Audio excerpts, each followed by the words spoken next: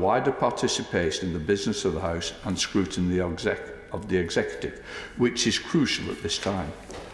I also note that the Procedure Committee, in its report, which has been prepared at remarkable speed to assist the debate today, supports the principle of this motion being taken without notice.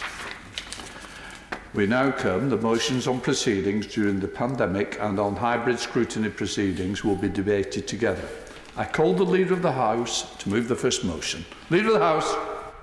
Thank you, Mr. Speaker. I beg to move the motion on proceedings during the pandemic standing in my name. As we've explained, Mr. Speaker, I will also speak to the motion on hybrid scrutiny proceedings. Mr. Speaker, may I start by thanking you and the House staff for the incredible work that has taken place during the Easter recess to allow me to move these motions today. It is worth noting that our clerks and staff often work very long hours when the House is sitting and expect to be compensated for that in recess periods. On this occasion, we have asked them to work during the recess period too, placing a double burden upon them. I'm also grateful to you, Mr. Speaker, for allowing these motions to be moved without formal notice, and to House staff for arranging the publication yesterday of these motions and the accompanying explanatory note. From tomorrow, if the House agrees these motions, we will resume oral questions, statements and urgent questions virtually. While the new digital Parliament may not be perfect, members may launch forth into fine perorations only to be muted or snatched away altogether by an itinerant internet connection. We must not let the perfect be the enemy of the good.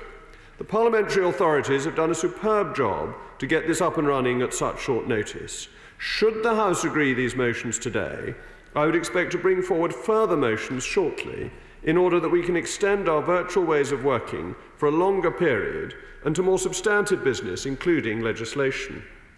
Before turning to these motions, I want to set out my gratitude to the Procedure Committee for its rapid work. These are difficult and challenging times, and these necessary changes are happening at a pace that would not be ideal in more normal times. The Procedure Committee has an essential role in advising this House on reform, and I am grateful to the committee and to its chairman for its report published today, and commit to continue to working closely with it. We will all want to keep under review how these procedures work. I know that the committee has particular concerns about moving to electronic voting, and I would certainly want to work closely with the committee on the options for that, and I hope it will reassure the committee if I say that I am looking to make certain that we initially schedule business that is unlikely to be divided upon once we have moved to considering substantive business as well. Of course, I'll give way. I'm extremely grateful to my right friend giving way at this early stage. Could he confirm that it is his intention tomorrow to bring forward a motion on remote voting? Mr. Speaker, I think we must wait for tomorrow's business, but I do expect further motions to be brought forward on how this House will operate and move forward to substantive business, and those motions will be laid in the normal way before the rise of the House, so that we do not have to have this extraordinary situation of bringing forward motions without notice. But there will be further motions. Of course I get way. Leader, for giving way, and obviously understand the extreme circumstances under which we are working, and commend the government and the officers of the House for what they have done. In his comments, the Leader of the House indicated that nothing controversial that would lead to a vote will try to be brought before the House. In those circumstances, is he guaranteeing that nothing to do with extending of abortion in Northern Ireland will be brought to the House during this crisis period? Mr. Speaker, I was referring to the period of next week, when we expect the business to be business that will be agreed without a division. We are looking to having remote voting, as my honourable friend referred to, and motions will come forward, will have to come forward to cover that. But at the point at which that is in place will be the point at which controversial business will be taken that is unlikely to go through without a division. We are not looking to divisions next week. Give way to the honourable gentleman. I thank the Leader of the House for giving way and giving us a chance to ask the question. Minister, you will know that on every occasion Leader of the House, I know on every occasion we had any controversial issues to do with abortion, that right honourable members, ministers, individuals from all different parties across this chamber said that on no occasion would any legislation come with abortion whenever the Northern Ireland Assembly was working. I'm very conscious that the Northern Ireland Assembly is up and working well. Is it important, Leader of the House, that any legislative change should not be brought to this House at all at any stage, that whenever the Northern Ireland Assembly itself can make that decision? And what I need, Mr Speaker, from the Leader of the House is an assurance on the record that under no circumstances will any member of this House be disenfranchised and prevented from voting against abortion. And they're not just in my party, but in other parties across this House. There are many people who are opposed to that abortion change, and certainly opposed to any change that will affect Northern Ireland when we have a working assembly to take those decisions. Mr Speaker, votes on abortion have always been free votes, and it would be astonishing if that were to change, and it would be a matter that I personally would not be in favour of. These motions come from an Act of Parliament that was passed by this House last year, and the government must follow the law of the land. But the assurance that I am giving, and I will be announcing next week's business in the business statement, is that next week we will not be bringing forward business that it is expected there will be divisions upon, because it is business which has been broadly agreed. So I think I ought to turn now, Mr Speaker, to the motions themselves, and I'm grateful to the House of Commons Commission and other parties for agreement to these measures. May help the House if I briefly set out the approach taken, and I would draw attention to the detailed explanatory note that has been published for the convenience of members. The first motion commits the House to taking all steps necessary to balance its responsibility for continuing scrutiny of the executive, legislating and representing the interests of constituents, with adherence to the guidance issued by Public Health England and the restrictions placed upon all citizens of the United Kingdom. Though I feel I should say not citizens of the United Kingdom on today of all days, the 94th anniversary of the birth of Her Majesty, I think I should prefer subjects of our gracious sovereign and take the opportunity in the absence of gun salutes to wish Her Majesty very many happy returns of the day. But nonetheless, we must as her subjects be an exemplar in the process which we adopt to allow virtual working, and this is underpinned by this motion. As the explanatory note sets out, the main motion provides for the first 2 hours of each sitting on Mondays, Tuesdays and Wednesdays to be devoted to scrutiny proceedings, defined as questions to ministers, urgent questions and ministerial statements, during which it will be possible for members to participate electronically in a form approved by you, Mr Speaker. The motion also enables the Speaker to restrict the number of members physically present in the chamber and to ensure that social distancing requirements are met. And as I look around the chamber today, I see that we have succeeded in doing that very successfully, and I will give way to the Honourable Lady. Can I join the Leader of the House in thanking everyone who has worked so hard in putting forward these arrangements, and raise the subject because I do declare an interest, because Mr Speaker has been kind enough to give me an adjournment debate on the order paper this week about adjournment debates, which of course tend to be rather sparsely attended at the best of times, and urge the Leader of the House and the House of Commons Commission to find a way to have adjournment debates as quickly as possible so that we backbenchers can represent our constituents. Mr Speaker, if I may, I'll answer that question in 2 ways. One is that we are looking to expand the digital offering so that we can carry out more business, hence legislation next week, and it depends how long this goes on for. The other part of the answer is that so no member is disadvantaged, members who can't come here. What we are not doing virtually, we will not do at all, beyond today and some motions that may have to be laid tomorrow. That's a point I was coming on to make. But it is only right that everything we do should be available to all members in a virtual format, as well as the small numbers who will want to attend personally. So in that process, adjournment debates will, I'm sorry to say, be at the end of the process rather than the beginning, because we need the scrutiny and the legislation further up the list. Yes, of course I give way. I thank you for giving way. For the last few weeks, hundreds, if not thousands of workers around my constituencies in factories, in paint factories and in manufacturing have had to continue to go to work in line with the guidance and have not been able to maintain those 6 feet, 2 metre distances to enable them to continue to do their job. And they have been told repeatedly that that is in line with the guidance, and the guidance is clear that this rules should follow where possible. If it is the case that we cannot do our job properly because people are limited in their contributions, are unable to ask supplementaries in the usual way, are we going to apply the same rules to us that have been applied to those working in paint factories and kitchen factories in my constituency, who are having to go to work regardless of the social distancing advice? Mr. Speaker, the same rules apply to us as to everybody else. That is the whole point of what we are trying to do, and therefore facilitating working remotely, but trying to ensure social distancing within this House. Now, I noticed as we began prayers and Mr. Speaker walked in front of me about a foot away, somebody said that's not social distancing. There will be occasions, even in this House, where it is not kept to absolutely perfectly, which is within the spirit of the rules, as long as we are making our best effort to ensure social distancing. Hence, the tape that has been put down and the novel style of prayer card that we see in the seats, to ensure that we are in the right places. And I think that is completely in line with the guidance given to the rest of the country. And if I may add, we have a twofold duty of leadership of members of this House. One is to show that we are following the rules that apply to everybody else, and the other is to lead by example in showing that we are getting on with our essential work. And I think with the proposals that have been brought forward, we are doing both of those. I give way to my right honourable friend. Point of leading by example on the rules that we've imposed on everyone else. I would point out to the Leader of the House that we have never debated those rules. Those rules are implemented under legislation passed presciently, as far as Orwell was concerned, in 1984, and we have never debated and explored them, and isn't that itself shocking?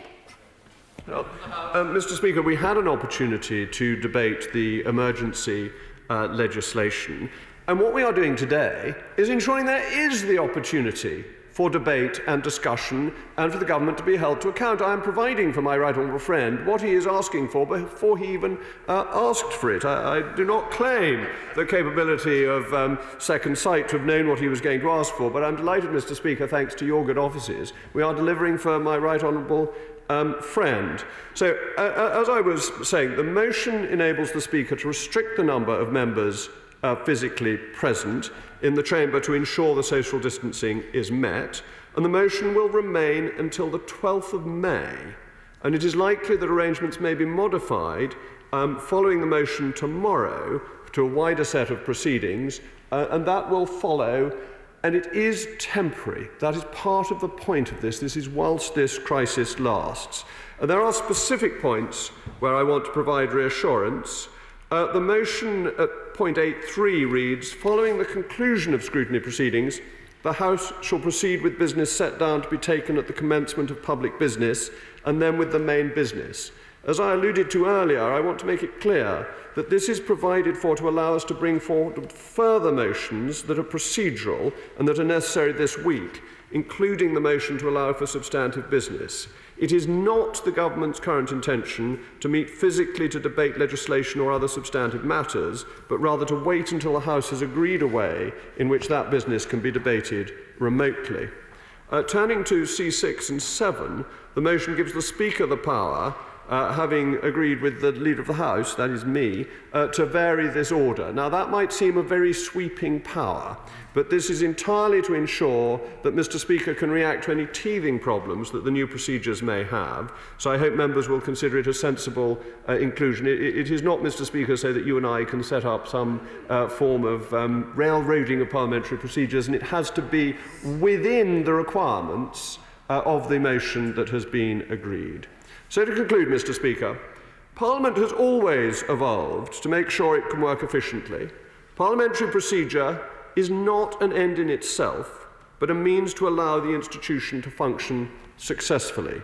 Any changes now will be temporary for the period of the lockdown, because like many things, the Chamber works best where members can meet in person. But I hope the whole House can support these motions so that the House can undertake its essential scrutiny, and we can then move to considering other vital business, including legislation. Parliamentary... of course I'll give way to my right. Very grateful to the Leader of the House for giving way, noting, as he says rightly, These measures are only temporary, and I think we all welcome that. Would he assist by, I wonder, agreeing with me that the real spirit of this has got to be that as the restrictions on the country are lifted over the coming weeks, we should respond in kind, moving at least in step with the increasing freedom of citizens in the country to go about their business, and we should show leadership in that respect too. Mr. Speaker, as a general rule, it is wise to agree with the chairman of the 1922 committee, and I'm happy to say that on this occasion I do agree with my right honourable friend. As the rest of the country sees its ability to do more become apparent, so we must be going along with that. And he kindly leads me perfectly to the point at which I want to end. What we do in this House is not something that it is nice to do, a frippery, a bauble on the British Constitution. It is the British Constitution. It is at the essence of how our governmental and constitutional system works. The ability to hold the government to account, the ability to seek redress of grievance, the ability to take up those matters brought to us by our constituents so that they may be put right, is best done when this House sits. In 1349, when the Black Death affected this country, Parliament couldn't sit, and didn't. The session was cancelled. Thanks to modern technology, even I have moved on from 1349, and I'm glad to say that we can sit to carry out these fundamental constitutional functions. And I'm enormously grateful to many who are just as traditionalist as I am, who have accepted these constraints, and you, Mr. Speaker, who compete with me to be a traditionalist, I sometimes think. You, Mr. Speaker, have been at the forefront in getting them to happen, because Parliament, the House of Commons, is essential to how we are governed. The question is the motion on proceedings during the pandemic. I now call the Shadow Leader of the House, Valerie Vance. Thank you, Mr. Speaker, and can I thank the Leader of the House for opening the debate. Mr. Speaker, these are extraordinary times, and today we're debating a process that has shown how the House can move with these changing times. And I too want to pay tribute to all those involved. It has been an incredible feat on behalf of the Clerk of the House and the staff, the digital services, the parliamentary broadcasting team. They've all been involved, both in the technical side and in the paper that came to the Commission, literally drafting, refining, redrafting, which has led us to this motion today. And I too want to thank the Procedure Committee. I think they met virtually and made a very important contribution to the discussion that we had at the Commission. Mr. Speaker, the opposition wants to engage with the government at this extraordinary time, and we consider that the ultimate aim is to move to the virtual Parliament in keeping with government advice and Public Health England advice, subject to any technical limitations. Mr. Speaker, you chaired the Commission where we discussed, agreed this way forward, and this is the motion before us.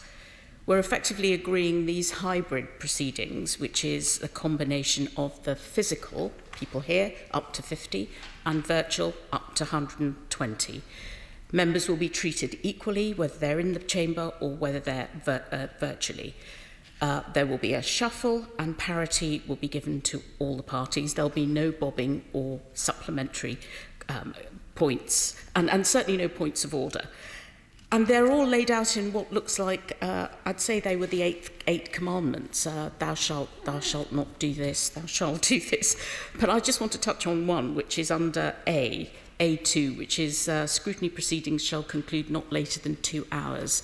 And I wonder, I know the Leader of the House and you, Mr. Speaker, at the Commission, we thought that was mainly because for technical reasons rather than a prescriptive limit. But that actually looks to me to be in a very prescriptive way that the proceedings will end. Now, I do appreciate that, say, for example, the parliamentary broadcast, there may be technical difficulties where they can't sit beyond the 2 hours. But I think if the Leader could give us an undertaking that that's not as prescriptive as laid out in the motion, that would be very helpful. And that is literally what is going to happen, isn't it, Mr. Speaker? There will be people managing the time, and we've got to understand that certainly clerks at the table and anyone else will have to limit their time here. We note the consequent standing order changes that apply to the prayer cards and the social distancing, which is here that we can see, and to the notice of questions. And I agree with the leader. The explanatory memorandum is really helpful in setting out what members should do in terms of applying for their questions. So it's Monday to Monday, apart from for next week, because we're meeting today, and so they have until Thursday to list their questions for the following week. I know that the staff of the House and everyone else are working on how we deal with the debates and legislation. I look forward to the motion that's coming ahead. And also secure voting. That is extremely important because we've got to make sure that any voting process is secure. We've already seen that there are emails, rogue emails going about, apparently from the Department of Health, suggesting that the Department of Health want social herd immunity. So we've got to be very careful in terms of how we vote. Mr. Speaker, it's going to be an incredible time. There's going to be additional oversight both from your office, the Table Office and the Whip's office, both sides. They're all going to be working incredibly hard to make sure that we can come into Parliament to hold the government to account and to uphold the democratic process. And as the leader says, this will only be effective until the 12th of May. Oh, yes. Nick Smith. Can I thank my honourable friend for giving way? Do you know, I wasn't sure I quite heard this, but I thought he said there can't be points of order. Now, I know this device can sometimes be badly used, but sometimes a point of order can point out an injustice or point to a procedural problem that does need addressing. So how can we ensure that this House does have the ability to shout alarm if it's necessary? So it's a matter for Mr. Speaker to take the points of order, and that is the wide discretion that he has under other parts of the motion. I think the key thing, and that's what came out in the discussion that we had, was that you cannot interrupt proceedings where members are up there virtually. It would be impossible to interrupt them as they're speaking with a point of order.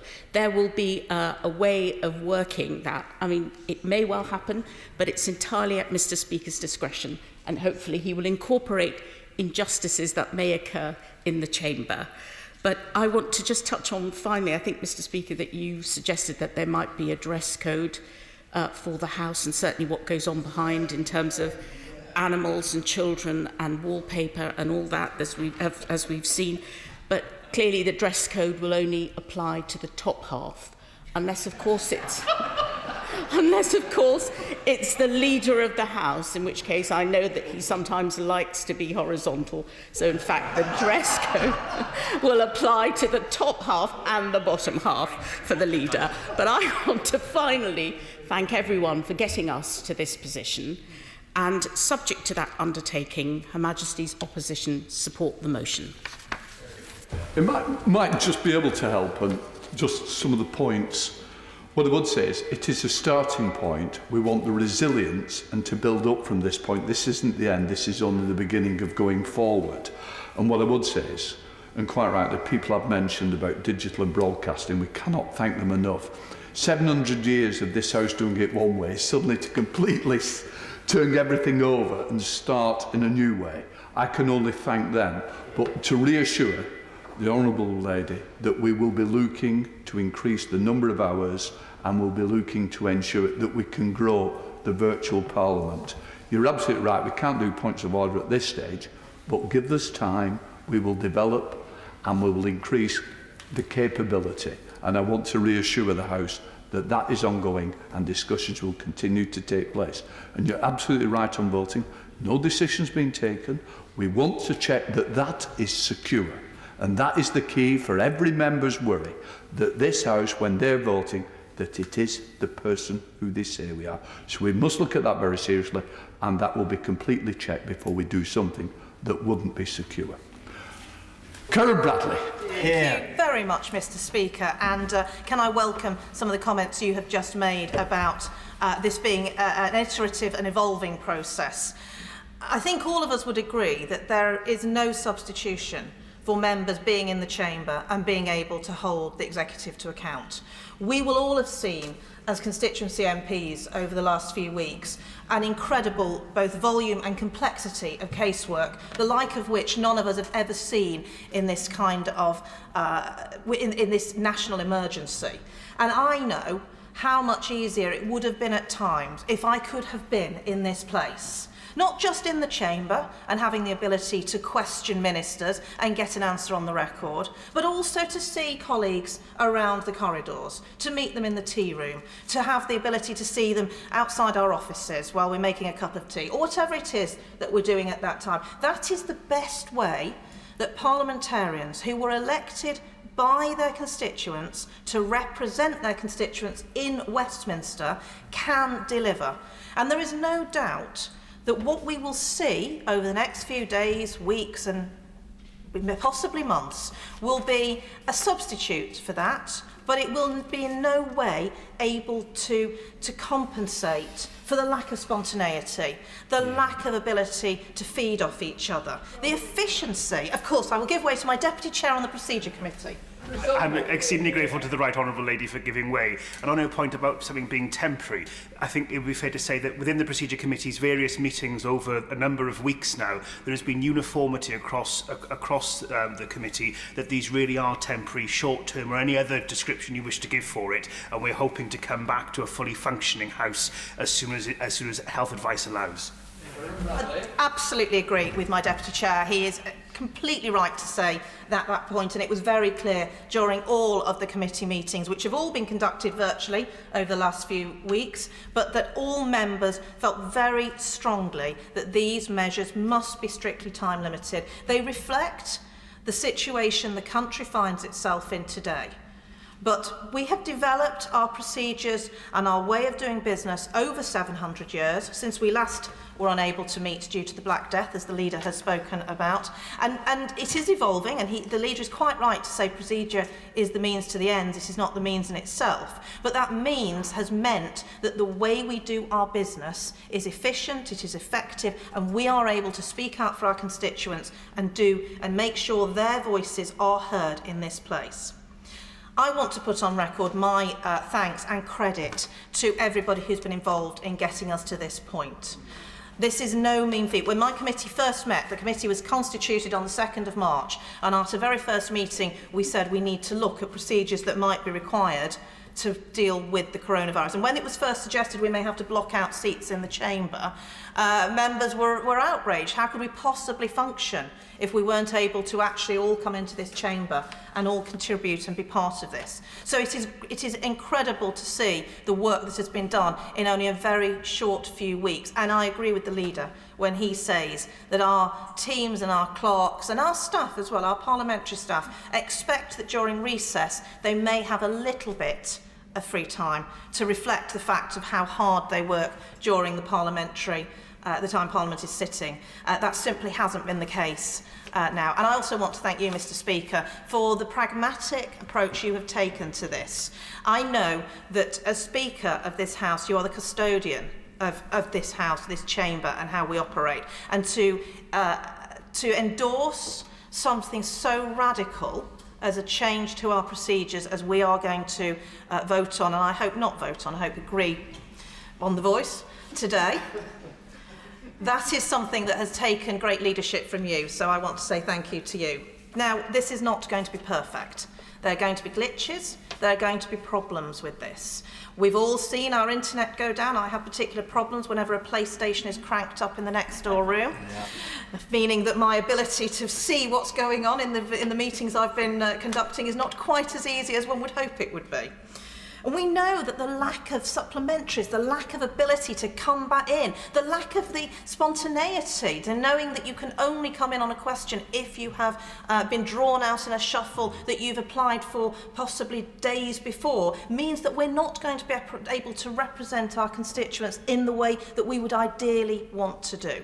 But this is better than nothing, and the leader said quite rightly, we must not let the perfect be the enemy of the good. We must understand that there will be glitches, and this will evolve and it will change, and that over time we will develop a way of working that gives us the best ability to represent our constituents. But I will repeat, it will never be a substitute for us being able to be here fully and fully part of the democratic process. I think that one point I do want to make to the leader is that the scrutiny of the emergency measures is absolutely vital. My right honourable friend made the point earlier that we have not had the chance to scrutinise the measures the government has introduced. There is a sunset on those. They do need to be scrutinised. I would urge the leader to ensure that they have appropriate scrutiny at the earliest opportunity. The Procedure Committee, in its report that was issued this morning, endorses the changes that have been put forward, in particular the equality of treatment. It is absolutely vital that all members should be able to represent their constituents equally, whether they can get to the Chamber and choose to be here or not. We do want to again repeat the temporary nature of these changes. These changes to procedure must be temporary, they must be time limited. I give way to my predecessor. Can I thank my right honourable friend for all the work she's done. I'd also like to thank her committee and its most excellent clerk, one of the most talented clerks in the House of Commons. Can I just say she's absolutely right in what she said earlier. The best way that I, and I'm sure she, can represent her constituents to the Chancellor and the Chief Financial Secretary or the Chief Secretary is in person. And the quicker we are back here in person, being able to talk to the Chancellor, Cabinet Ministers and their other ministers, the better it will be.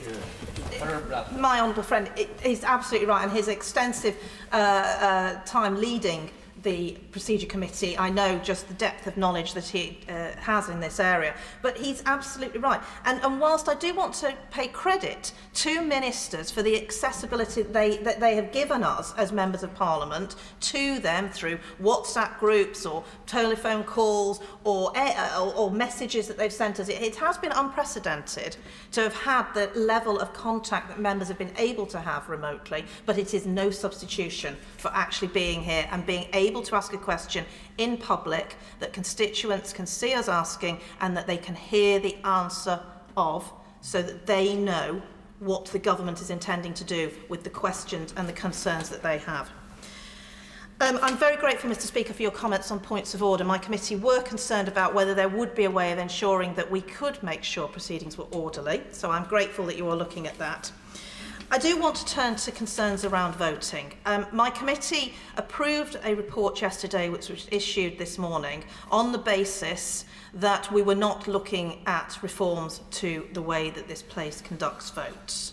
Now, I well understand that there will need to be changes to the voting procedures for next week to ensure that business is not lost. We have to make sure that in the event of some sort of misunderstanding or something not quite working, that the government does not lose the important business that it wishes to bring forward next week. But I would say to the leader that to bring forward motions tomorrow on further changes to voting will give concern to my committee. My committee hasn't looked in thoroughly at what is proposed with regards to remote voting. Some of us have tried the trial run of it and can't say it was absolutely brilliant. A lot more work will need to be done, and I know how hard the teams are working on this. This is no criticism of anybody, but I would just ask him to consider whether there could be a staged process in introducing motions relating to remote voting, because he needs to take the House with him.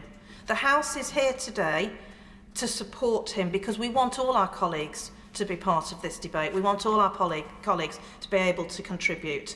But he needs to take the House with him on this. And on that basis, Mr Speaker, the Procedure Committee does endorse the motions that have been put forward today and urges the House to approve them without the need for a division. John Speller. Thank you, Mr Speaker, and really echoing the point from the Chair of the Procedure Committee, that these measures are not desirable, but they are absolutely necessary. But they are also they are suboptimal, because we often use phrases here which I think sometimes we all understand, but we ought to phrase them in the way that the public would understand. We talk about holding the government to account. We talk about scrutiny. Basically, that means asking questions. It means asking the questions that occur to us out of our knowledge and experience, and also out of the knowledge and experience of our constituents. And we have been getting very considerable number of questions. I'll come on to a few of those later on during the course of this crisis. And those questions need answering, and they need answering in this chamber, which actually has to be the epicentre of the democratic system, as the Leader of the House was saying, in this country. Otherwise, what is the point of Parliament? Now, in those questions, I do not expect departments or ministers to get everything right. I absolutely expect mistakes to be made. In fact, if mistakes were not being made, I would be really alarmed, because if things are not sometimes going wrong, it means decisions aren't being taken. And some decisions will go wrong. Test of government, test of a minister, test even of a business is how quickly you identify those problems and how quickly that they are going to be remedied. Now, many of those questions, I would argue, should be being asked inside government. And I do have some concerns on looking at how things are panning out, that sometimes these questions are not being asked either within departments or between departments. There does seem to be a degree of dysfunctionality then. I don't think press conferences are really getting to the heart of the issues either. I think it is here, particularly, and I fully understand the constraints that you and the House are operating under, Mr. Speaker, but if we can't have supplementaries, and I think that should be part of the evolution, then when it becomes clear that ministers, quite frankly, sometimes see this in press conferences, are talking in repetitive cliches when we actually need answers. And even if a minister says, I don't know, or we're looking at that again because we're not sure that worked out properly, that's the way in which we are going to make progress and be able to assess when this is failing, and also to put the pressure on. See, for example, last month we had both the Foreign Secretary and then the Prime Minister, and I was able to ask both of them on successive days, I'm pleased to say, about this very serious situation of very large numbers of our people stranded in India and Pakistan and Bangladesh. And I'm still concerned, by the way, at the long delay in getting them back compared with many other countries, particularly, for example, Germany, who've managed to bring back tens of thousands. But we were able then to put some pressure onto the system and get some reaction by that direct confrontation. It's not the same as just writing a letter or in a slightly sterile chamber, although that will be an improvement. In the same way, many members of Parliament are having complaints both from hospitals, care homes, but also from manufacturers and distributors about PPE. Somewhere in the system, this is not matching up, but it doesn't seem to be getting through in the system as to how you can manage to pull those together. And therefore, some pressure here would actually put that energy through the system. Those of us who've been ministers know if a minister has a hard time here in the chamber, when they get back to the department, I see nods from those who've been ministers, get back to the department, they say, why did you leave me out there in open country? I want some answers and I want them by this afternoon. On that point, Sir Charles, would my right honourable friend agree with me that in these strange and difficult times, perhaps the usual order of departmental questions should be changed so we get more chances to ask questions of the Treasury and the Department of Health, two departments absolutely in the front line of this crisis? I hope that suggestion may have been taken on board by those who are dealing with this, or maybe for certain departments an extended period of questions rather than greater frequency, maybe an extended period. Or some system, a more open system in which written questions can go in and be answered in real time in order to get a response. I think we have to be flexible on that, but we do need to be able to put those points and to try and get a response. My honourable friend allow briefly. If it's helpful to him, I think it's fair to say in the procedure committee we have looked at written day questions and name day questions, and we will review it, and we've agreed to that just yesterday. So to reassure him, it's very much in the committee's prism of work as well. I can thank my honourable friend and ranking minority member of the procedure committee for that reassurance on that. And there are many other issues which will be familiar to colleagues on all sides around the chamber about nursery education, both providers and parents, lorry drivers, their ability actually to get a hot meal on the motorway, and why aren't the Transport Department insisting that those franchisees on the motorway are actually opening up for lorry drivers to make sure that they're fed, performing the vital service of keeping this country going. We've already talked about the problems of flights, furlough arrangements, company access to support.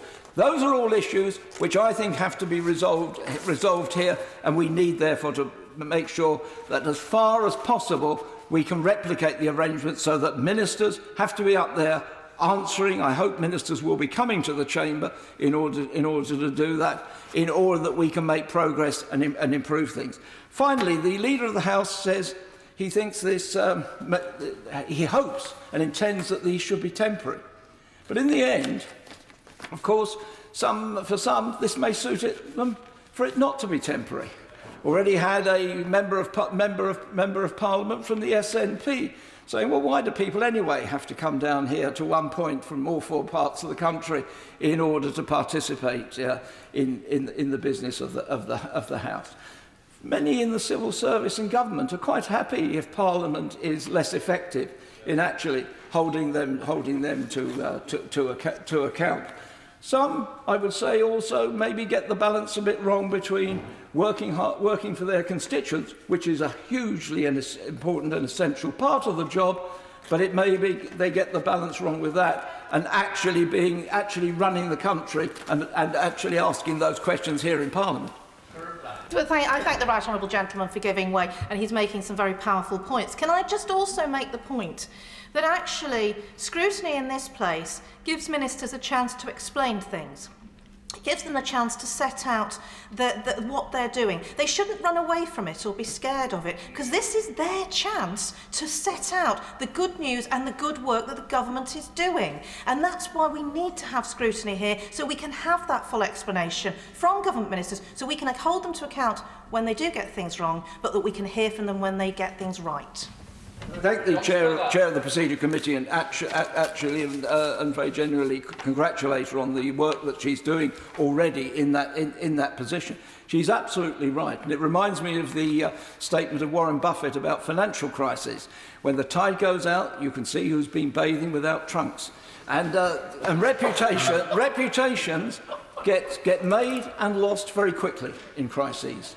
And she's absolutely right. Those ministers who are doing a good job and have a robust defence and can even say, look, yeah, we tried that, we did it for reasonable grounds, but that didn't work out, and this is what we're doing, they are the ones whose reputations will thrive. And those who try and run away from scrutiny and run away from decisions, their reputations will sink. However, what we also need is not necessarily a timetable, but certainly a statement of the necessary conditions for returning to normality. And I recognise and I'm pleased to see that there is a date within the legislation, but that will presumably, and understandably, I'm not criticising that, also be subject to renewal. But I think we really need to have a clearer idea of what will be the necessary conditions that will enable us to come out of this. Because otherwise there will always be the tendency for some of those groups that I've described previously to always find reasons for just continuing with the status quo, rather than getting this House of Parliament back to its position at the heart of the debate and the political life of this nation. So Desmond Sway. The problem is number 6, Mr. Speaker. The enabling of your own office to exclude members from the chamber when we are too many. That might make you very popular with those who are allowed in, but very unpopular with those of us who might be excluded. And I think it's very, very unpleasant to put you in that very difficult situation. I know that this only applies for the periods of scrutiny, but where I'm looking for reassurance from the Leader of the House is when it comes to debate and how we take forward legislation, because this is the precedent that we're now setting. And it would be outrageous if members elected to this House were unable to come and bring their concerns to this chamber because there were already a sufficient number of members within it, when we come to debate, which I hope we shall, the extraordinary regulations that have been imposed on our citizens and all the anomalies and indeed absurdities that are in them, let alone when we get to debate the question of when we lift those regulations. Just let's come to the debate on the actual imposition of those regulations. So I'm looking for some reassurance that when we come to consider the procedures that will apply as we take forward these matters, we will not have members properly elected by their constituents being excluded from this chamber. Ian Pitt. Thank you, Mr. Speaker. At the outset, can I commend you, sir, for your leadership at this time? Can I commend your staff, the clerks of the House and the business leaders and those in the committee who have worked very, very hard under very, very difficult circumstances to try and allow our Parliament to function and to make sure that it is able to function. And for that, sir, you should be commended and praised. I think it is important, as other members have rightly said across this House, that we must emphasise that this is a temporary measure. I remember in Northern Ireland there were temporary powers. They lasted for over 20 years. That would be a disgrace if that were to happen. I think we all agree on that we must ensure, as all members have rightly emphasised, the temporary nature, hopefully for a matter of weeks and weeks only, that we'll be in this position. It would be rank hypocrisy if we were to expect our constituents to go to work and we ourselves decided to protect ourselves. We have a duty to be here. We have a responsibility to hold government to account, and we must do that and make sure that we, as well as that, give our people and our country a vision that we will get out of this dark tunnel, that there is light at the end of the tunnel, and that things will go back, probably to a different normality, but that things will return, and that we'll get our country functioning and working again and moving in the right direction. And if ever something has brought our country together, it probably has been this crisis and not previous crises that have entitled us and ensured that we are doing what is best and putting the best foot forward and making sure that the right leadership is seen. I started my comments with the view, sir, of congratulating you for your leadership. It's important that members demonstrate leadership, therefore, in the community, and that government demonstrates leadership by providing that vision, by indeed, as my right honourable friend has said, provides us with a timetable and a timeline of when they expect, will not be held fast by it, but a timeline as when we can expect to see movement, as other countries have done. The Republic of Ireland has indicated when it intends to move, France has indicated when it intends to move, Germany has indicated its intention, of course the United States has indicated its intentions. We should be in a position to at least give people some signposts of when progress will happen and when there will be better days ahead for our entire community. It would be remiss not to express for a few moments our sadness at the great number of bereaved across our entire nation. This has affected practically every community, every household, and it is something which I think draws us very, very closer to the reality that, we are just temporary dwellings here, and that the shock of what has happened is palpable for all to see. And I think that's probably led to the very, very good and strong behaviour by the vast number of our citizens to follow the guidance, to rely on the expert advice, to rely on the messages that government is putting out, and has also ensured that we're not being party political about what has happened. And I think we need to commend those people, but our thoughts and prayers are of course with the bereaved, with those who have had to bury their loved ones alone, those who have not been able to say goodbye, those who are deeply hurt and saddened by what has happened, and I'm glad that some of the numbers have not been exceeded. We originally had an expectation of seeing 15,000 people in Northern Ireland come to this. Thankfully, it's less than a few hundred now. We hope that will remain the case, but we're by no means out of the woods, and we have to make sure that we do see progress, and we encourage our great academics and our great scientists and our great chemists to come up with something that will help us get out of this. When I was a child, I had to learn the Shorter Catechism, and its first question was, what is man's chief end? It is to glorify God and enjoy him forever. As a Member of Parliament, if there was a catechism, it would be to hold the government to account.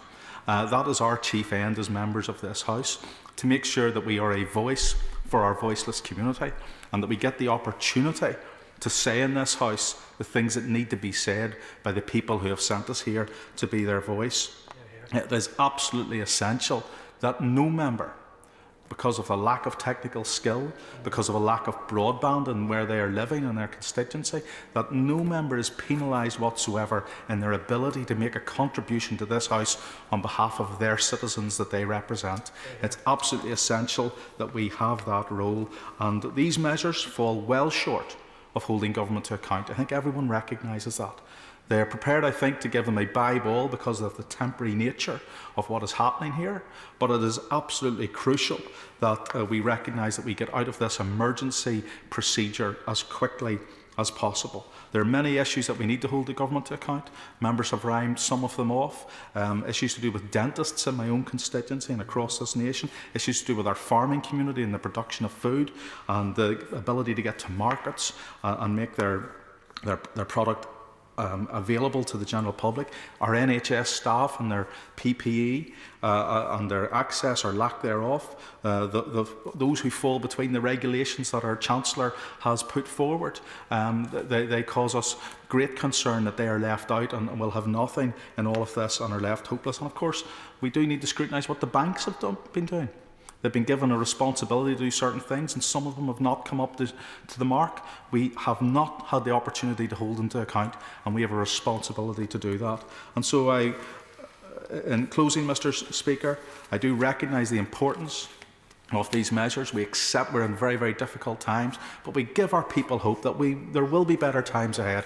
We will get out of this. We will be a stronger and better place for doing it, but we must ensure that this is a short and temporary measure. Leopold. Thank you, Mr. Speaker. Can I associate myself with many of the comments made by the Honourable Member for North Antrim? I won't repeat them today. But I would say this: the very nature of the public health emergency that has made it necessary to introduce these changes is itself the very reason why we have to have maximal accountability and flexibility in an ever-changing picture. We have to have, as elected members of Parliament, the ability to raise emerging issues and to raise emergency issues. Now, we all know that from experience that the gap between tabling a written question and having it answered can actually make the question out of date by the time it actually gets to a minister being on their feet. And let's be very frank, those who've been ministers know that there is no fear whatsoever at the dispatch box from answering the prepared question that has already been set down. The only thing that brings any fear to ministers is the unknown supplementary that will come and will be the genuinely probing question that will seek the information not set out in the civil service written reply that most ministers will have. Therefore, the ability to be able to have some sort of supplementary is the key probing element of what we have in questions to departments in this House. Now, Mr. Speaker, I think that in the current situation where there will be a great desire to be probing for economic reasons, the Treasury Ministers and for the Health Ministers also, that does not need us to have changes to questions. What it does require is for the government to be willing to come forward with regular statements on these issues so that the House can use this alternative mechanism, one which I think is inherently more flexible rather than the written parliamentary question system. It also, I think, requires the responsible use of urgent questions, so that they are not flippant and time-consuming. Not that, Mr. Speaker, you would allow either of those to take place, but we do need to exercise, I think, particular personal responsibility in the issues and how we use what will be limited time in the House. And that also applies to the government. We need to have minimal legislation. Some of us think we should have minimal legislation anyway, and that the less time we spend making more laws for our country, the better. But the government should certainly at this time be bringing minimal legislation, only that which is absolutely essential to the conduct of government, to the House of Commons for however long these restrictions exist. And I would say, in echo of what others have said, the continuity of this Parliament in as normal a form as we can possibly make it, given all the restrictions, is essential, for we have a leadership role as members of this House in our country to behave as normally as we possibly can in the circumstances. And it's not just that we give an example to people in our own country about the exercise of democracy. It's also very important in this country that we, who pride ourselves on our democratic tradition, show that democracy will be resilient in whatever circumstances, particularly to those parts of the world who do not benefit from representative parliamentary democracy in that we do. We should always be willing as a Parliament to fly the flag for that democratic principle. Jim Shannon. Thank you, Mr. Speaker, and just want to say, Mr. Speaker, that I very much love the ritual and the tradition and the history of this House, as many others do. I may not always adhere to the ritual in the way that Mr. Speaker or others would like us to, or like me to in particular, but I do my best to follow the rules and regulations. I love that tradition, I love that history, and I love that ritual. So what we have today in front of me personally, Mr. Speaker, is something that I feel perhaps a wee bit alien to the process of this House in how we have done business. In my case, in the last approximately 10 years here, and with my colleague for Northampton as well. But the Leader of the House referred to being a traditionalist. I'm very much a traditionalist as well. I'm not against change, and Mr. Speaker, I know that the Leader of the House referred to yourself as a traditionalist as well. I can't say if you are or you're not, you'll make that own decision, but I perceive that you are a traditionalist, the same as many others are in this House, and the need for this ritual is very, very important. I want to ask the question to the Leader of the House in relation to the question I asked him earlier on. About the abortion, potential abortion legislation that may come here. I understand, Mr. Speaker, that the legislation as such proposed in this place will come before a delegated legislative committee. And I want to ask the question, Mr. Speaker, how can we, as members of this House who may not be on that delegated legislative committee, have a participation in that committee whenever that information and legislation and possibility potential legislation can be brought before this House? I understand the procedure at this moment in time, Mr. Speaker, is that we can attend the delegated legislative committee, that we can ask for permission to address that committee, although we cannot ever be part of that voting process of how it's done. So I just want to check, first of all, procedurally, how we can do that, and can we continue to do that. I also want to underline the point, and I say this with all humbleness, Mr. Speaker, I'm not technically minded. I've just learned how to text about 2 years ago. I'm being honest, Mr. Speaker, and I want to be honest because I want to ensure that that participation for myself and perhaps others in this House who may not have had the opportunity to express themselves in the way that I have today, to ensure that we can be part of that voting process. I asked the Leader of the House, I know that he and I very much share a certain belief on the issues of moral issues and religious issues, and we share those with a deep heartfelt belief.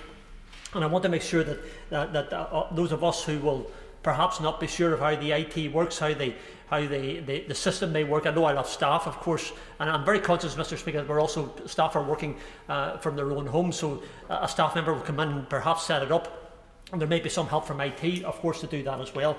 And I understand. Absolutely, yes, I am. I'm very grateful to the honourable gentleman for giving way. He is probably the most assiduous member of this House and attends this chamber every day. And so I wonder if he shares my disquiet about this very big decision to downgrade the importance of being physically present as part of our proceedings, with a debate which is pretty brief, which hasn't had notice. I think we recognise the importance of making these changes, but will he agree with me it's vital that they are just temporary and they don't become permanent without much more thought, much more extensive and debate on these matters? I thank the Honourable Lady for her intervention. Yes, I do share those concerns, and the process for me, Mr. Speaker, as the Honourable Lady has outlined, is to be in this House and participating in the debates as put forward on behalf of my constituents and from Strangford and indeed across the whole of the United Kingdom, because we're making decisions here for the whole of the United Kingdom of Great Britain and Northern Ireland, and not just for Northern Ireland alone. I do think, Mr. Speaker, that the reason why the scrutiny is really important in this House is because when we look forward to the future, and we have to have that exit strategy. I know I'm not for one second am I saying that the ministers and government and the Prime Minister have not got an exit strategy in mind, but I think it's so important that our people have some idea of that vision of where we're going and a time scale, providing everything goes according to plan. So we can perhaps look at how shops can open again. For instance, hardware shops are able to open, garden centres aren't. Some people might say, I'm one of them, by the way, Mr. Speaker, who would say that if hardware stores can operate in the self-distancing process that they can back home, where you phone up the place, you make your order, you then arrive down, you stay in your car, somebody comes out and leaves it for you, he leaves, and then you pick it up and put it in your car and take it away. Why can't that process not be the same process for garden centres? Again, that's something, when it comes to scrutiny in this House, we should perhaps have the opportunity to do. For funerals, we understand the sadness, Mr. Speaker, there are for those people who have funerals. I've had a couple of my constituents who have passed away, and I'm very, very conscious that at both those funerals that only 10 people could attend. And that meant that some family members were precluded. I understand the process. I'm not being critical of how it was done. I'm just saying, is it not possible in this process of scrutiny that we have, Mr. Speaker, that the self-distancing process could have meant more people could attend the funerals? Norman McBride from my church died, only 10 people could attend. That was immensely frustrating for many people who wished to express themselves, but the opportunity to do that will come again. But I just want to ensure that we can have the opportunity, Mr. Speaker, to ask the questions in this House or through the new process of the virtual Parliament, and that we can enable our constituents to have a voice in this chamber, or whatever that process that will be. Ever mindful, as Honourable Lady referred, it's only for a short time, and it's only for a short time is why I understand the need for it. Mr. Speaker, who would ever have thought that we would be in the position we're in today? There'd been nobody, not myself in particular, would never have predicted that things would be as they are. I just want to say as well, we need to scrutinise. We need to have an opportunity to ask the questions for our. I've already emailed and written off to the Minister for Agriculture, for DEFRA, on the issue. And Mr. Speaker, I know what I'm going to say is exactly what you're thinking, and it's about the beef cattle's down £185 a beast. It's about lambs that are down £40 each. It's about milk dropping from 28.5 litres down to 23.5 litres, with a possibility of falling to 18. Those are critical, crucial issues for us in this House to ask with scrutiny. And we can't answer this question, as the Honourable Gentleman referred to, in 3 weeks' time. We need the answer today. And that's the point when it comes to scrutiny in this House and how we move forward.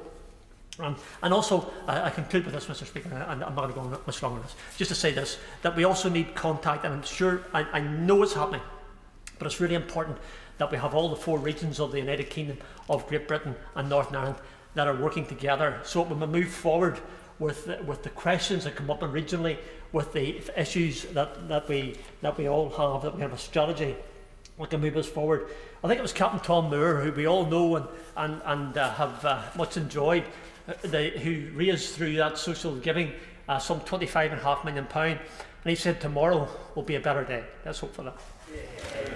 Leader of the House. Thank you, Mr. Speaker. And with the leave of the House, if I may try and respond to some of the points that were made. The Right Honourable Lady, the Shadow Leader, asked if the time limit can be expanded. We are currently working with what we think is the maximum that can be done with the technology, but very much the hope is that it can be expanded. And you, Mr. Speaker, responded to the point on secure voting.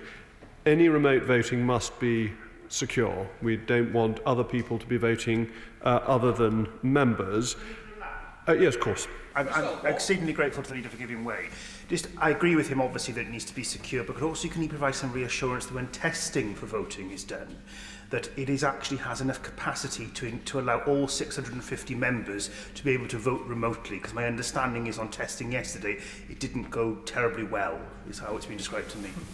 Mr. Speaker, the honourable gentleman is absolutely right that any system needs to work and to be robust and to ensure that votes are properly registered.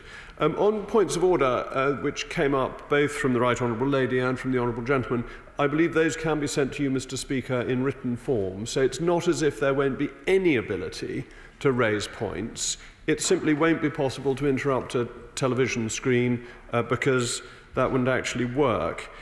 If I could reiterate my thanks to my right honourable friend, the member for Staffordshire Moorlands and chairman of the Procedure Committee.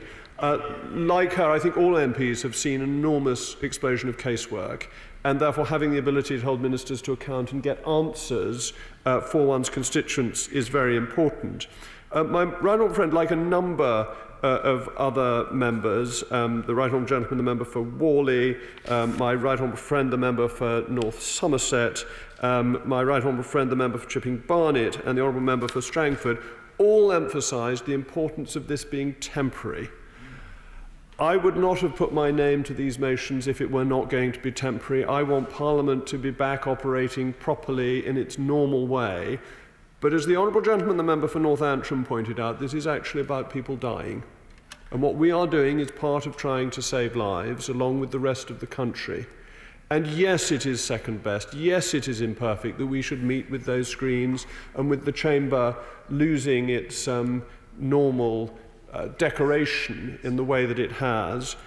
But we are doing our best in very difficult circumstances to maintain as much as we can. It goes on the 12th of May. It may have to be renewed at that point, but the motions are temporary and will remain temporary. I agree with the right honourable gentleman, the member from Worley, that this is much better than press conferences. Holding the government to account makes for better government. And it may not be that this is a common view expressed at the dispatch box, but it wasn't that long ago that I was a backbencher. And that as a backbencher, you see week in, week out, year in, year out, how better decisions are taken because the government is held to account. And I think wise governments, and inevitably I think this government is a wise government, actually have the sense to recognise that. My right honourable friend, the member for New Forest West, made an extraordinarily important point. Fundamental constitutional point that a member who wishes to represent his or her constituents must be able to do so. And that is part of what we are trying to do. Now, how this is managed with a maximum of 50 in the chamber is a matter for Mr. Speaker. But the purpose of that is that we maintain safe social distancing, but that if a member needs to get in and is on the list to be called to speak, if I am in the chamber, I will leave to make way for that member to come in and speak. I will go and watch it in my room on the television if I'm answering the debate, so that the member may come in and make the point. We will have to work with each other to maintain our ancient constitutional rights. And I would point out, Mr. Speaker, you know it's one of my favourite points, we have all had a right of uninterrupted, unhindered access to Parliament since 1340. It is one of our most ancient and most precious rights. And I can assure my right honourable friend that I'm not the person who wants to be Leader of the House when that right is taken away, but it may be operated differently to ensure that it works with safeguarding. I'm very grateful for the widespread support for these motions. We are all trying to do our best in difficult circumstances, and I think the House has appreciated that. And I'm very grateful, I ought to add, to the Opposition Chief Whip, who has worked very closely with the Government Chief Whip and indeed representatives of the SNP to ensure that these proposals could be agreed. The question is the motion on proceedings during the pandemic. As many are of that opinion say aye. Aye. The contrary, no. I think the ayes have it, the ayes have it. I call the Leader of the House to move the second motion formally. The question is the motion on hybrid scrutiny proceedings. As many are of that opinion say aye. Aye. The contrary, no. I think the ayes have it, the ayes have it. I am grateful to the House for the manner in which it has conducted this debate. To all those who have worked so hard to establish the arrangements which will apply from tomorrow, and to the Procedure Committee for their high-speed reports. Guidance for members on arrangements is now available online and a hard copy from the Vote Office. I should also alert members that the deadline for urgent questions to be taken on Tuesdays and Wednesdays will be 1 p.m, not 2 p.m, as stated in the explanatory memorandum. Order. I have received a letter from the Honourable Member for Leeds West, resigning as the Chair of the Business, Energy, Industrial Strategy Committee. I have also received a letter from the Honourable Member for Stretford and Urmston, announcing her intention to resign as Chair of the Committee on Standards when her successor has been elected. I wish to pay tribute to the commitment and the dedication which both of them have chaired their respective committees, both in the present Parliament and in the last. I will make an announcement about the arrangements for elections tomorrow. I understand that the 10-minute rule motion will not be moved. Business statement. Business statement. Mr. Speaker, I should like to make a business statement. Mr. Speaker, you have announced new arrangements for all questions, urgent questions and statements in this House during the coming weeks. And with this in mind, the arrangement of with the agreement of other parties, it is the Government's intention to prioritise its legislative requirements to allow for minimum attendance in this chamber. I can confirm today that the House will not proceed with the second reading of the Immigration and Social Security Coordination EU Withdrawal Bill. Tomorrow, Wednesday the 22nd of April, the House will for the first time be able to question ministers remotely. Prime Minister's questions and any urgent questions or statements will be followed by procedural motions. On Monday the 27th of April, this House will return for the second reading of the Finance Bill. On Tuesday the 28th of April, the House will consider the second reading of the Domestic Abuse Bill, and on Wednesday the 29th of April, the House will consider the second reading of the Fire Safety Bill. We are living in uncertain times, and as a consequence of the situation that we are in, the business that I have announced will be subject to continuous review and possible change. I will, of course, update the House as required. Where do I start? Let's work along. William Bragg. Thank you. Thank you. Lunch, I was too busy standing. Shadow Leader of the House. Thank you, Mr. Speaker. I'm still here. Can I thank the, virtually and physically, thank the Leader of the House for the emergency business statement. And can I start by, because we haven't had the opportunity before, to remember the dead and the grieving families. Their lives are utterly changed and they'll never be the same again. I also want to mention, because we do live in extraordinary times, we have had a Prime Minister who's been in intensive care, and other members of this House have been extremely ill, and I want to wish them all a speedy recovery and to remember them. Also to all the frontline staff, the NHS and all those involved in public service, and everyone from the House authorities for getting us to this point. The Leader did say that we would be returning on the 21st, and despite this extraordinary circumstance, we are here debating in the House of Commons in the Chamber on the 21st of April, and we have returned to do the democratic process and to hold the government account, which of course we want to do. The opposition have come out of lockdown and there was red smoke, and I'm pleased to say, and I'd like to congratulate the new Leader of the Opposition, the Right Honourable Member for Holborn and St Pancras, and the Honourable Lady from Ashton-under-Lyne. We have a new front bench team who are working incredibly hard, and we do want to work in a constructive way to protect people and the economy. And it is right that we learn from other countries, Mr. Speaker, and that we start looking at an exit strategy to plan in advance so that options can be explored and strategies tested for when we do come out on the other side and make sure all our folks don't suffer. I appreciate this is not static, it's going to change, and I want to also pay tribute because I know how hard my Chief Whip and the Government Chief Whip have worked in ensuring that we get to this place, and we know that the usual channels will have to work continually to ensure that business comes before this House. Things won't be static. I had understood that, but the leader hasn't announced there will be a statement on coronavirus tomorrow. I hope he can confirm that. What we're looking for, Mr. Speaker, are answers, proper answers, like we get the graphs at the press conferences. We want to know how many ventilators there are, whether there is PPE. We don't, the leader of the House, we already know that there has been difficulty in pinning down when exactly the PPE is coming from Turkey, and that shouldn't be the case. We need to know that it's going to arrive, when the shipment will be here. We do want to work in a constructive way, and our constituents will tell us, because we know they've been stranded, as the Honourable Member for Worley has said. They've been stranded, but when they tell us that they've come through, they said Heathrow Airport is acting in a completely different way to other airports. There are no checks. There is no hand sanitisers, no masks, nothing. People just walk straight through. So it's right that we have to raise these issues, and we will continue to raise them. And I want to place on record my thanks to the Acting High Commissioner in India, Jan Thompson, who's been absolutely fantastic in getting our constituents back. He knows I'm going to raise our British citizens, Nazanin, Anishay and Kylie, British citizens that we want to be responsible for. They need to be back home in this difficult time. But with another death of a BAME consultant, Manjit Singh Ryat, 52 years old, who died in his own hospital, could I ask the Leader of the House to provide a written statement on the terms of reference on the inquiry that the government has announced into the over-representation of deaths among the BAME community, not only on the healthcare professionals, but also ordinary citizens. And finally, I want to wish our gracious Sovereign a very happy birthday. Yeah. Leader of the House.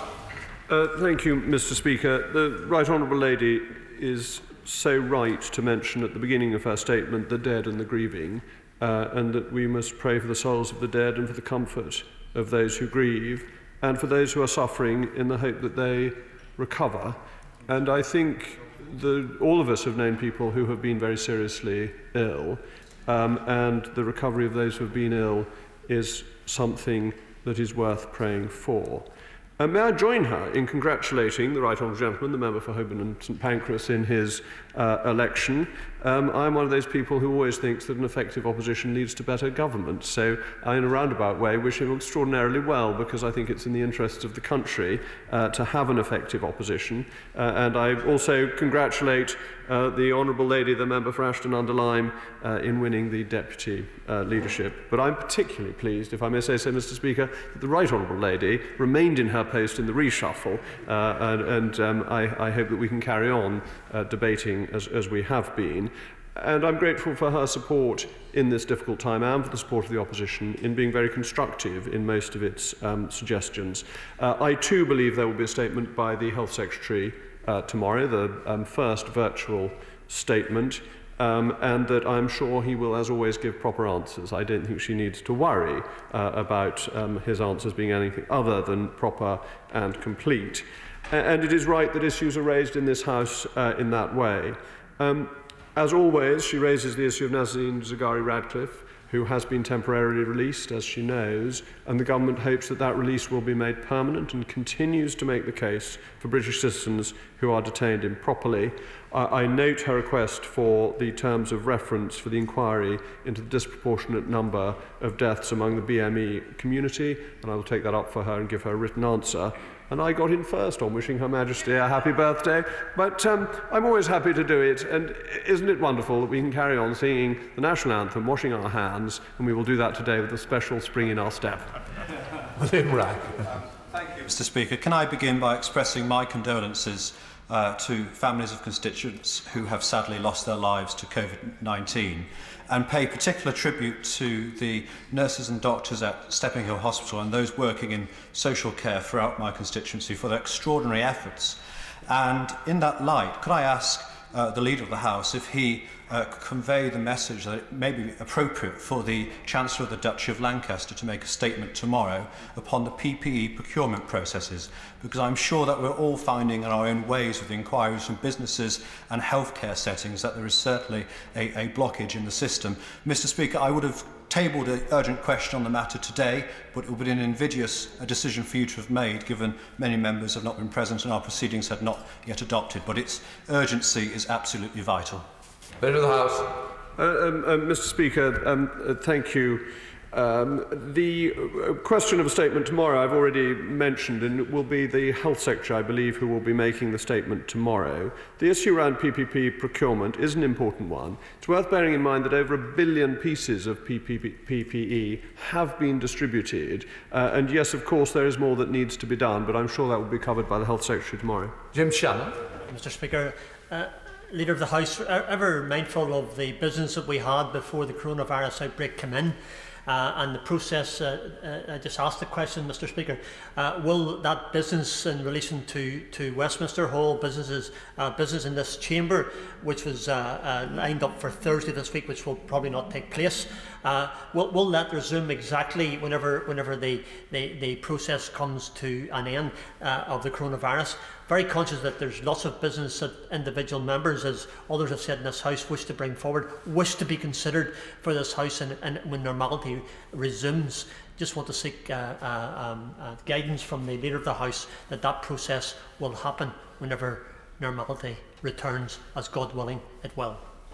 Leader of the House. Mr. Speaker, the motions that are being put down for tomorrow allow for an extension of the list of things that may be debated, and that will depend on how long we are in this situation. The longer we are in it for, the more items will be able to be taken. On the other hand, the hope must be that we come out of this and then can resume normal practice. At that point, what is brought forward will be a matter for the Backbench Business Committee and for Mr. Speaker and for the other processes that lead to business being decided. I'll work my way along. Theresa Villiers. Mr. Speaker, can the Leader of the House give us a debate on how and when we come out of the lockdown? I understand ministers' caution about talking about this issue, but this is a country which is committed to saving lives by staying at home. It's committed to the lockdown. That commitment will be unshaken by a transparent debate on how the lockdown is gradually brought to an end. We need hope. We need hope for businesses on the edge, and we will get hope if we have a debate on how and when the lockdown comes to an end. Leader of the House. My right honourable friend is right to raise this, and that's of course part of bringing this House back into a functioning state and having a virtual parliament. It will allow tomorrow for the First Secretary of State to be questioned, and I'm sure he will be questioned on these issues, and likewise the Health Secretary. And then next week, with questions and statements, this process will be able to continue, and it is right that these questions should be raised in this chamber. Ian Pace. Thank you, Mr. Speaker. Can the business Leader of the House indicate to us when the Secretary of State for Northern Ireland will be able to take questions and make a statement about the impact of COVID-19 in Northern Ireland, and when could we have a debate specifically that would allow us to address the issues that have specifically impacted on our province? Could you also indicate to us, in line with other questions that have been asked, that there will be no attempt to usurp the powers of the Northern Ireland Assembly now that devolution is up and running again on any matter, and of course most importantly in those matters to do with the life of the unborn child? And finally, would the business leader of the House consider at the end of all of this, and we'll know how people in Northern Ireland love to march and love to celebrate, but at the end of all of this, could we have a march for our health workers across the United Kingdom, a march for health to encourage them, to thank them in a very public way, more than just what the round of applause has done every Thursday night, and something that will say to them how grateful we are for the great work that our doctors, our nurses, our care workers have given to our entire community. Leader of the House. Mr. Speaker, first of all, the easy question to answer, that Northern Ireland questions will next be held on Wednesday the 13th of May, and that will be an opportunity to raise with the Secretary of State the Honourable Gentleman's second question about how the relationship between the Secretary of State, this Parliament and the Assembly will work, which is, I think, a matter for him. As for marches, what a wonderful idea. I know that in Northern Ireland there is a great affection for marches, though they're sometimes quite controversial.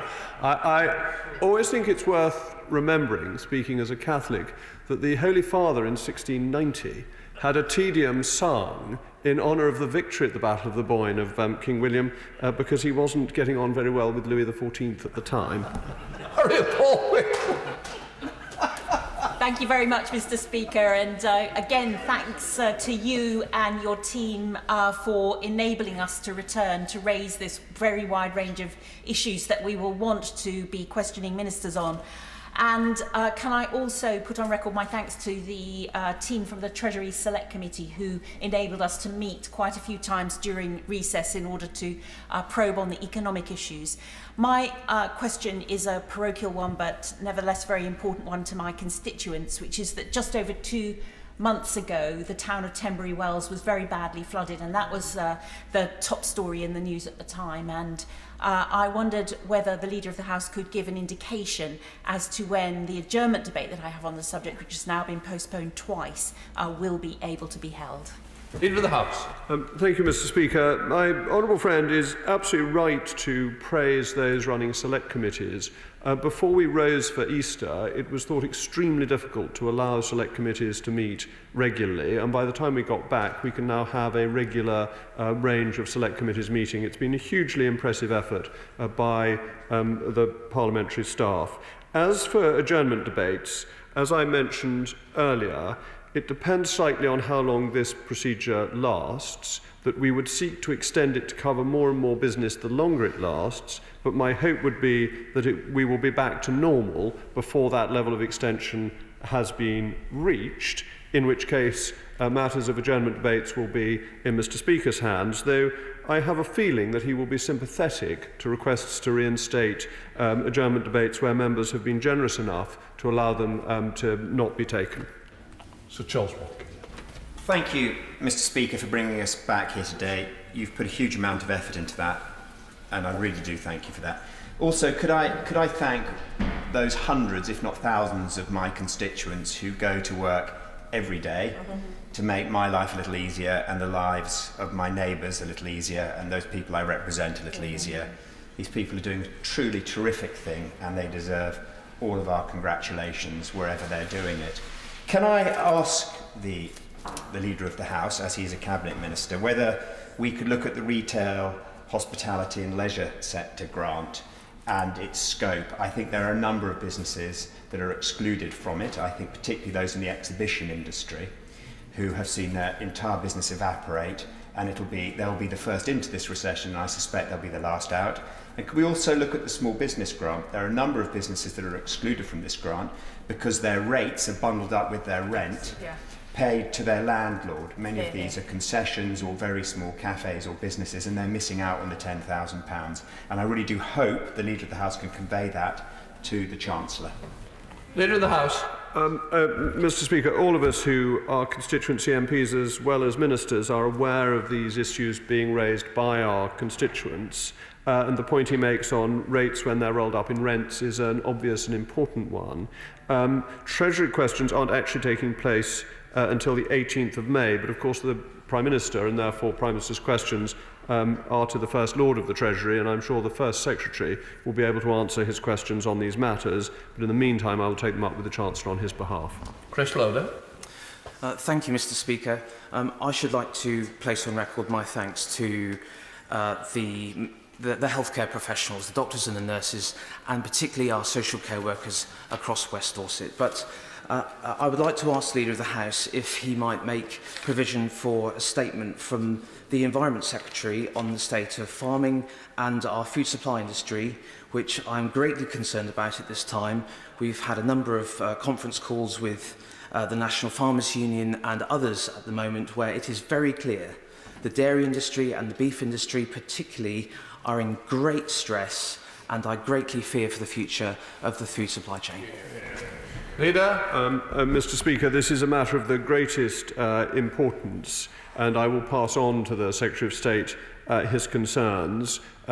Questions to the Secretary of State for the Department of Food and Rural Affairs and the Environment are not immediate. They're relatively late in the schedule on the 19th of May, so we'll see if this can be taken up more directly and more swiftly.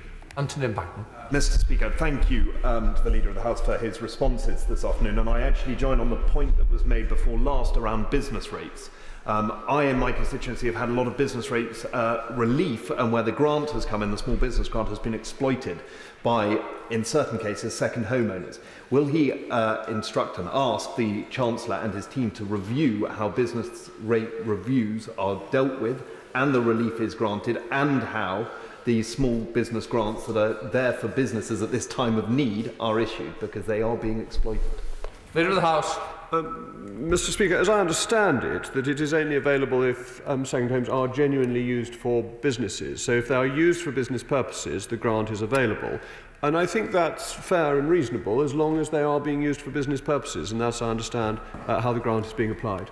John Starr. Thank you, Mr. Speaker. Could I just go back to a subject I raised with the Speaker during the course of, the Leader of the House during the course of my contribution, about those large number of constituents who are still stranded in India, Pakistan, and Bangladesh. Many of them are elderly. The temperature there is rising enormously. Conditions are becoming unbearable. There has been an improvement in the number of flights, but we're still well behind many other countries in that, particularly Germany. We need urgent additional flights in order to get these people home. Leader of the House. Mr. Speaker, the government has made enormous efforts to bring people back, and the numbers involved are very large. 200,000 people have come back from Spain, 13,000 from Egypt, 6,000 from Pakistan, and 1,000 from New Zealand. So it has been a big effort by the government, and particularly difficult when the number of aeroplanes flying has been reduced. But may I suggest that the Right Honourable Gentleman may wish to raise this with the Foreign Secretary, the First Secretary of State, when he's answering Prime Minister's questions tomorrow. Right. I understand that the 10-minute rule motion will not be moved. The Clerk will now proceed to read the orders of the day. Immigration and Social Security Coordination EU Withdrawal Bill, second reading. Tomorrow. Tomorrow, motions 3 to 5 cannot be moved as they are consequential on the motion for second reading. The question is the House do now adjourn. Well, first of all, it's been a minute. I beg to move this House do now adjourn. The question is this House do now adjourn. As many of that opinion say aye? Aye. The ayes have it, the ayes have it. Order, order. Thanks, everybody.